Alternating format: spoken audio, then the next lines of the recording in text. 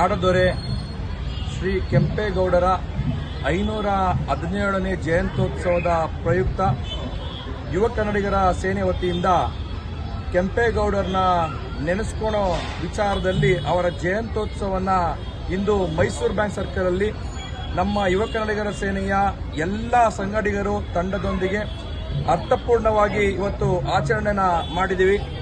ಈ ಒಂದು ಸಮಾರಂಭದಲ್ಲಿ ಆರೋಗ್ಯ ಶಿಬಿರ, ರಕ್ತದಾನ ಶಿಬಿರ, ಅನ್ನ ಸಂತರ್ಪಣೆ ಜೊತೆಯಲ್ಲಿ ಸಾಮಾಜಿಕ ಕಾರ್ಯಕ್ರಮವನ್ನು ಮಾಡಿದ್ದೀವಿ.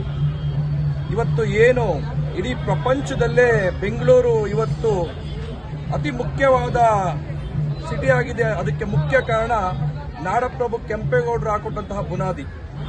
ಅವತ್ತಿನ ಅವರ ಯೋಜನೆ ಹೇಗಿತ್ತು ಅಂದರೆ, ಸುಮಾರು ಸಾವಿರಾರು ವರ್ಷಗಳು ಕಳೆದರೂ ಕೂಡ ಬೆಂಗಳೂರು ಭದ್ರವಾಗಿರಬೇಕು, ಬೆಂಗಳೂರು ಬೆಳಿಬೇಕು ಅನ್ನೋ ಅವರ ಯೋಜನೆ ಇವತ್ತು ನಾವು ಇಷ್ಟು ದೊಡ್ಡ ಮಟ್ಟದಲ್ಲಿ ಬೆಂಗಳೂರು ಉಳಿಲಿಕ್ಕೆ ಕಾರಣ. ಪ್ರತಿ ವರ್ಷ ಅವ್ರನ್ನ ಸ್ಮರಿಸ್ಕೊಳ್ಳೋ ಕೆಲಸನ ಯುವ ಕನ್ನಡಿಗರ ಸೇನೆ ವತಿಯಿಂದ ಮಾಡ್ತಾ ಇದ್ದೀವಿ. ಜಯಂತ್ಯೋತ್ಸವ ಕೇವಲ ಆಚರಣೆಗಷ್ಟೇ ಅಲ್ಲ, ನಾನು ಸರ್ಕಾರಕ್ಕೆ ಒಂದು ಮನವಿನ ಮಾಡ್ತಾ ಇದ್ದೀನಿ. ಕೆಂಪೇಗೌಡ ಜಯಂತಿ ದಿನವನ್ನ ರಜಾ ದಿನವಾಗಿ ಘೋಷಿಸಬೇಕು. ರಜಾ ದಿನವಾಗಿ ಘೋಷಿಸಿದ್ರೆ ಶಾಲಾ ಮಕ್ಕಳಿಗೂ ಕೂಡ ಒಂದು ರಜೆ ಏನಕ್ಕೆ ಆಗುತ್ತೆ ಅಂತೇಳಿ ಕೆಂಪೇಗೌಡರನ್ನ ಸ್ಮರಿಸ್ಕೊಳ್ತಾರೆ. ಜೊತೆಯಲ್ಲಿ ಏನು ಒಂದು ಬೆಂಗಳೂರು ವಿಶ್ವವಿದ್ಯಾಲಯದಲ್ಲಿ ಕೆಂಪೇಗೌಡರ ಅಭಿವೃದ್ಧಿ, ಅವರ ವಿಚಾರವಾಗಿ ಅವನು ಅಧ್ಯಯನ ಮಾಡಲಿಕ್ಕೆ, PhD ಮಾಡಲಿಕ್ಕೆ ಒಂದು ಸಂಸ್ಥೆನ ತೆರಿಬೇಕು. ಕೆಂಪೇಗೌಡರನ್ನ ಪ್ರತಿ ವರ್ಷ ಸ್ಮರಿಸಿಕೊಳ್ಳುವಂಥ ಅಭಿವೃದ್ಧಿ ಪ್ರಾಧಿಕಾರಿಗಳಿಗೆ ಹೆಚ್ಚು ಅನುದಾನಗಳನ್ನ ಕೊಡಬೇಕು ಅಂತ ಈ ಮುಖಾಂತರ ಸರ್ಕಾರನ ಮನವಿನ ಮಾಡ್ತೀನಿ.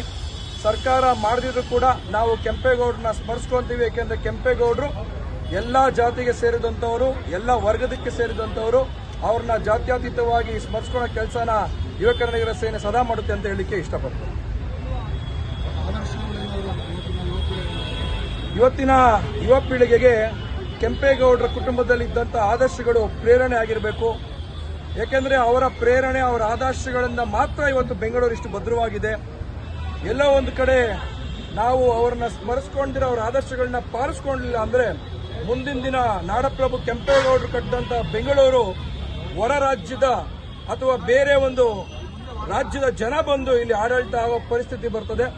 ಅದಕ್ಕೆ ನಾವು ಕನ್ನಡಿಗರು, ಕನ್ನಡಪರ ಸಂಘಟನೆಗಳು ಅವಕಾಶ ಕೊಡಲ್ಲ. ಅವರ ಆದರ್ಶಗಳನ್ನ ಇಟ್ಕೊಂಡೇ ನಾವು ಜಯಂತಿಗಳನ್ನ ಮಾಡಿಕೊಂಡು ಕನ್ನಡವನ್ನ, ಬೆಂಗಳೂರನ್ನ, ಕರ್ನಾಟಕ ಕಾಯೋ ಕೆಲಸವನ್ನು ಮಾಡ್ತೀವಿ ಅಂತ ಹೇಳಲಿಕ್ಕೆ ಇಷ್ಟಪಡ್ತೀವಿ. ತುಂಬ ಸೇನೆಯಿಂದ ಪ್ರತಿ ವರ್ಷವೂ ಒಂದು ವಿಶೇಷತೆಯಿಂದ ಜಯಂತಿಯಿಂದ ಮಾಡ್ತಾರೆ. ಈ ವರ್ಷ ಮತ್ತು ಮುಂದಿನ ವರ್ಷ ಏನು ಹೊಸದಾಗಿ ನಾವು ಇಲ್ಲಿ 5 ವರ್ಷದಿಂದ ಸಂಘಟನೆ ಮುಖಾಂತರ ನಾವು ಇಲ್ಲಿ ಜಯಂತಿನ ಮಾಡ್ತಾ ಇದ್ದೀವಿ. ಯುವ ಕನ್ನಡಿಗರ ಸೇನೆ ವತಿಯಿಂದ ಇದು ಪ್ರಥಮ ವರ್ಷ. ಈ ವರ್ಷ ಆರೋಗ್ಯ ಶಿಬಿರ, ರಕ್ತದಾನ ಶಿಬಿರ, ಸಾಮಾಜಿಕ ಕಾರ್ಯಕ್ರಮಗಳನ್ನ ಮಾಡಿದ್ದೀವಿ. ಸರ್ಕಾರಕ್ಕೆ ಒಂದಷ್ಟು ಮನವಿಗಳನ್ನ ಕೂಡ ಕೊಡ್ತಾ ಇದ್ದೀವಿ. ಮುಂದಿನ ವರ್ಷ ಇನ್ನೂ ಹೆಚ್ಚಾಗಿ, ವಿಭಿನ್ನವಾಗಿ, ಅದ್ದೂರಿಯಾಗಿ ಇಡೀ ರಾಜ್ಯವನ್ನೇ ನೋಡೋ ಥರ ಇದೇ ಜಾಗದಲ್ಲಿ ಕಾರ್ಯಕ್ರಮ ಮಾಡಬೇಕು ಅನ್ನೋ ಒಂದು ಆಸೆ ಇದೆ. ಮಾಡೋ ಶಕ್ತಿ ಕೆಂಪೇಗೌಡರು ಕೊಡ್ತಾರೆ ಅಂತ ಅನ್ಕೊಂಡಿದ್ದೀವಿ. ಬೆಂಗಳೂರಿನ ನಿರ್ಮಾತೃ ನಾಡಪ್ರಭು ಕೆಂಪೇಗೌಡರ ಜಯಂತಿಯನ್ನ ಅತ್ಯಂತ ಶ್ರದ್ಧೆಯಿಂದ ಪ್ರತಿ ವರ್ಷದಂತೆ ಈ ವರ್ಷವೂ ಕೂಡ ಸತತವಾಗಿ 5 ವರ್ಷಗಳ ಕಾಲ, ಇದು ಆಗಲೇ ಇದೇ ಜಾಗದಲ್ಲಿ 4ನೇ ವರ್ಷ, ನಮ್ಮೆಲ್ಲರ ಸ್ನೇಹಿತರು ಆಗಿರತಕ್ಕಂಥ ರಾಮಪ್ರಸಾದ್ ಗೌಡರು ಯುವ ಕನ್ನಡಿಗರ ಸೇನೆ ಎಂಬ ಒಂದು ಶೀರ್ಷಿಕೆಯಡಿ ಕನ್ನಡಾಂಬೆಯ ಒಂದು ಹೋರಾಟವನ್ನ ಮತ್ತು ಕನ್ನಡ ಭಾಷೆ, ನುಡಿ, ಭಾಷೆ, ಜಲ ಇವೆಲ್ಲದರ ಬಗ್ಗೆ ಹೋರಾಟವನ್ನ ಇಟ್ಕೊಂಡು ಕನ್ನಡ ಸೇನೆಯನ್ನ ಏನು ಕಟ್ಕೊಂಡಿದ್ದಾರೆ, ಇವತ್ತು ಈ ಕಾರ್ಯಕ್ರಮವನ್ನ ಅಷ್ಟೇ ಒಂದು ಭಕ್ತಿಯಿಂದ ಮಾಡ್ತಾ ಇರ್ತಕ್ಕಂಥದ್ದಿದೆ. ನಾಡಪ್ರಭು ಕೆಂಪೇಗೌಡರು ಬರೀ ಬೆಂಗಳೂರನ್ನ ಕಟ್ಟಿದ್ದಷ್ಟೇ ಅಲ್ಲ, ಅವರು ಬರೀ ಒಬ್ಬ ಒಳ್ಳೆ ಧೀಮಂತ ಆಡಳಿತಗಾರ ಅಷ್ಟೇ ಅಲ್ಲ, ಬೆಂಗಳೂರಿನ ಪ್ರಕೃತಿಯನ್ನ ಉಳಿಸ್ಲಿಕ್ಕೆ ಅಂತೇಳಿ ಏನು ಕೆರೆಗಳನ್ನು ಕಟ್ಟಿರ್ತಕ್ಕಂಥದ್ದು, ಗಿಡ ಮರಗಳನ್ನು ನೆಟ್ಟಿರ್ತಕ್ಕಂಥದ್ದು, ಇವೆಲ್ಲವನ್ನ ನಾವು ನೋಡಿದ್ದೇವೆ. ಮತ್ತೆ ವಾಣಿಜ್ಯ ನಗರಿ ಬೆಂಗಳೂರು ಆಗಬೇಕು ಅಂತೇಳಿ ಹಲವಾರು ಪೇಟೆಗಳನ್ನು ಏನು ನಿರ್ಮಾಣ ಮಾಡಿದ್ರು. ಇವತ್ತಿಗೂ ಕೂಡ ಇವತ್ತು ಬೆಂಗಳೂರು ಏನಾದರೂ ಸಿಲಿಕಾನ್ ಸಿಟಿ ಅಂತ ಹೆಸರು ಪಡೆದಿದ್ರೆ ಅದರ ಶ್ರೇಯಸ್ಸು ಅವರಿಗೆ ಕೊಡಬೇಕಾಗಿತ್ತು. ಯಾಕೆಂತಂದ್ರೆ ಅವರು ಹಾಕೊಟ್ಟಿರ್ತಕ್ಕಂಥ ಈ ಒಂದು ಭದ್ರವಾದಂಥ ಬುನಾದಿ ಮೇಲೆ ಇವತ್ತು ಬೆಂಗಳೂರು ಇಷ್ಟರ ಮಟ್ಟಕ್ಕೆ ಬಂದಿದೆ. ಲಕ್ಷಾಂತರ ಜನ ನಾವು ಇವತ್ತು ಒಳ್ಳೆ ನೀರನ್ನ ಕುಡಿತಾ ಇದ್ದೇವೆ, ಗಾಳಿಯನ್ನ ಸೇವಿಸ್ತಾ ಇದ್ದೇವೆ, ಊಟವನ್ನ ಮಾಡ್ತಾ ಇದ್ದೇವೆ ಅಂತಂದ್ರೆ ಲಕ್ಷಾಂತರ ಜನ ಬೇರೆ ಬೇರೆ ರಾಜ್ಯದಿಂದ ಬಂದು ಇಲ್ಲಿ ಸೇರ್ಕೋತಾರೆ. ಸಾವಿರಾರು ಜನ ಇಲ್ಲಿ ದಿನನಿತ್ಯ ಬೇರೆ ಬೇರೆ ಊರಿಂದ ಬಂದು ಹೋಗ್ತಕ್ಕಂಥದ್ದಾಗ್ತದೆ. ಅವ್ರ ವ್ಯಾಪಾರಕ್ಕೋಸ್ಕರ ಮತ್ತೆ ಅವ್ರ ದಿನನಿತ್ಯ ಅವರ ಬದುಕನ್ನು ಕಟ್ಕೊಡ್ಲಿಕ್ಕೆ ಅಂತೇನು ಬೆಂಗಳೂರಿಗೆ ಬರ್ತಾರೆ, ಎಲ್ಲವನ್ನು ಕೂಡ ಅವರು ಹಾಕೊಟ್ಟಿರ್ತಕ್ಕಂಥ ಒಂದು ಹೆಜ್ಜೆಯ ಮೂಲಕ ನಾವು ಬೆಂಗಳೂರನ್ನ ನಾವು ನಿರ್ಮಾಣ ಮಾಡಿರ್ತಕ್ಕಂಥದ್ದು ನಾವು ನೋಡಿದ್ದೇವೆ. ಅಷ್ಟೇ ಅಲ್ಲ, ಅವರು ಧಾರ್ಮಿಕವಾಗಿಯೂ ಕೂಡ ಹಲವಾರು ದೇವಸ್ಥಾನಗಳನ್ನ, ಗುಡಿ ಮಂದಿರಗಳನ್ನ ಕಟ್ಟಿರ್ತಕ್ಕಂಥದ್ದು. ದೊಡ್ಡ ಬಸವನಗುಡಿ ದೇವಸ್ಥಾನ ಆಗಿರ್ಬೋದು, ಗವಿಗಂಗಾಧರೇಶ್ವರ ದೇವಸ್ಥಾನ ಆಗಿರ್ಬೋದು, ಇವೆಲ್ಲವನ್ನು ಕೂಡ ಬೆಂಗಳೂರಿಗೆ ಕೊಡುಗೆಯನ್ನ ಕೊಟ್ಟಿರ್ತಕ್ಕಂಥ ಕೆಂಪೇಗೌಡರು. ಅವ್ರಿಗೆ ನಿಜವಾದ ಗೌರವವನ್ನ ಏನಾದರೂ ಸಮರ್ಪಣೆ ಮಾಡಬೇಕು ಅನ್ಸಿದ್ರೆ ನಾವು ಬೆಂಗಳೂರಿಗರಾಗಿ ಅದೇ ಪರಿಸರವನ್ನ, ಈ ಸುತ್ತಮುತ್ತ ಇರತಕ್ಕಂಥ ವಾತಾವರಣವನ್ನ ಸ್ವಚ್ಛವಾಗಿ ಇಟ್ಕೊಂಡು ನಾವು ಅದೇ ರೀತಿ ಉಳಿಸ್ಕೊಂಡು ಬೆಳೆಸ್ತಕ್ಕಂಥ ಕೆಲಸವನ್ನ ನಾವೆಲ್ಲ ಮಾಡಿದ್ದೆ ಆದ್ರೆ ಅವ್ರಿಗೆ ನಿಜವಾದ ಒಂದು ಗೌರವವನ್ನ ಸಲ್ಲಿಸ್ತಕ್ಕಂಥದ್ದಾಗ್ತದೆ. ಆ ರೂಪದಲ್ಲಿ, ಆ ಒಂದು ದಿಶೆಯಲ್ಲಿ ಏನು ರಾಮ್ ಪ್ರಸಾದ್ ಗೌಡ್ರು ಅವರ ಒಂದು ತಂಡ ಇವತ್ತು ಈ ಕಾರ್ಯಕ್ರಮವನ್ನ ಮಾಡ್ತಾ ಇದ್ದಾರೆ, ಸಾಂಕೇತಿಕವಾಗಿ ಏನು ಮಾಡ್ತಾ ಇದ್ದಾರೆ. ಅವರ ಒಂದು ಈ ಹೋರಾಟದ ಬದುಕು ಮುಂದಕ್ಕೆ ಒಳ್ಳೆ ಯಶಸ್ಸು ಕಾಣಲಿ, ಅವರು ಮುಂದೆ ನಾಯಕರಾಗಿ ಬೆಳೀಲಿ ಅಂತ ಆಶಿಸಿ ಈ ಕಾರ್ಯಕ್ರಮಕ್ಕೆ ಬಂದಿರತಕ್ಕಂಥ ಎಲ್ಲ ಕೆಂಪೇಗೌಡರ ಅಭಿಮಾನಿಗಳು ಎಲ್ಲರಿಗೂ ನಾನು ಕೆಂಪೇಗೌಡರ ಜಯಂತಿಗೆ ಶುಭಾಶಯವನ್ನ ಕೋರಿ ನನ್ನ ಮಾತುಗಳಿಗೆ ವಿರಾಮವನ್ನು ಹೇಳ್ತೇನೆ. ನಾಡಿನ ಎಲ್ಲ ಸಾರ್ವಜನಿಕ ಬಂಧುಗಳಿಗೆ ಕೆಂಪೇಗೌಡರ ಜಯಂತ್ಯೋತ್ಸವದ ಜನ್ಮದಿನದ ಶುಭಾಶಯಗಳು. 517ನೇ ಜನ್ಮದಿನವಾದ ಇವತ್ತು